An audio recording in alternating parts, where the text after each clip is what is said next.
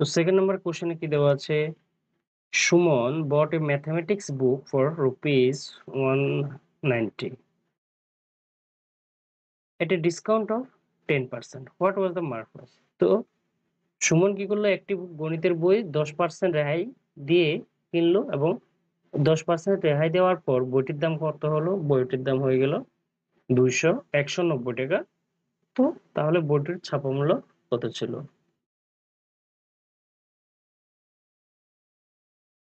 তো চলো আমরা সমাধান করি।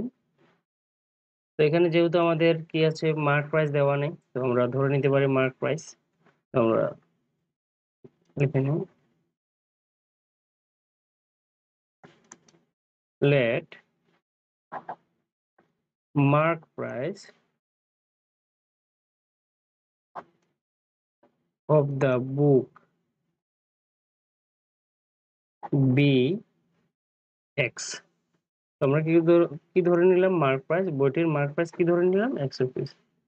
তো রেহাই কি হবে, রেহাই হবে 10%, আমাদের 10% রেহাই মার্ক প্রাইসে।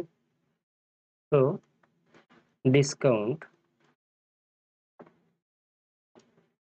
ইকুয়াল টু আমাদের কি হয়ে যাবে, ডিসকাউন্ট ইকুয়াল টু হয়ে যাবে x ইন্টু আমাদের 10% আমাদের কি হয়ে গেল, রেহাই। তো আমরা যদি সলভ করে পাই, এখানে কি হবে 10/100, তো উপরে কি হয়ে যাবে x/10। এটা হচ্ছে আমাদের কি total discount.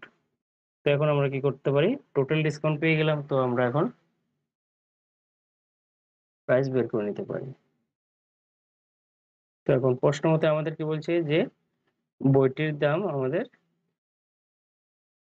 Mark price 10% discount দেওয়ার পর 190 রুপিস ছিল, তো আমরা ডিসকাউন্টের পেয়ে গেলাম। তো এখন আমরা কি করব, মার্ক প্রাইস বের করে নেব। এই জন্য লিখতে পারি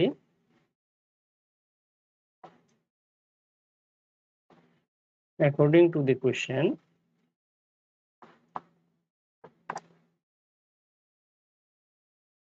x minus x/10 equal to 190। তো আমাদের বইটির ছাপা মূল্য ধরেছিলাম আমরা কত, x রুপিস। তো ছাপা মূল্য থেকে আমাদের টোটাল ডিসকাউন্ট মাইনাস করে দিলাম, কত পেলাম, 190। তো সুতরাং আমরা এই কোশ্চেনটা সলভ করলে আমরা কি পাবো, মার্ক প্রাইস পেয়ে যাব। তো আমরা যদি ইকুয়েশনটাকে সলভ করি, এখানে হয়ে যাবে 10x minus x/10 equal to 190। 10x থেকে আমরা যদি x 10x থেকে 1x মাইনাস করলে হয়ে যাবে 9x equal to 190 into 10। 9x equal to 100, 1900, x equal to 1900/9।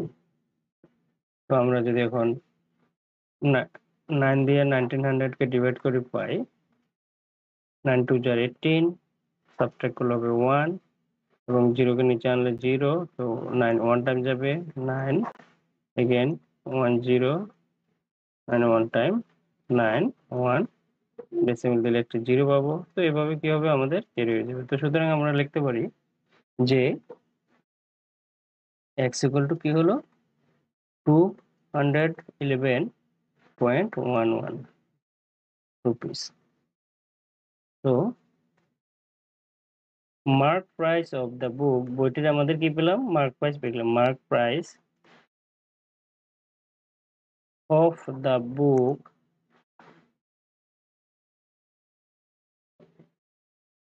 was rupees 211.11।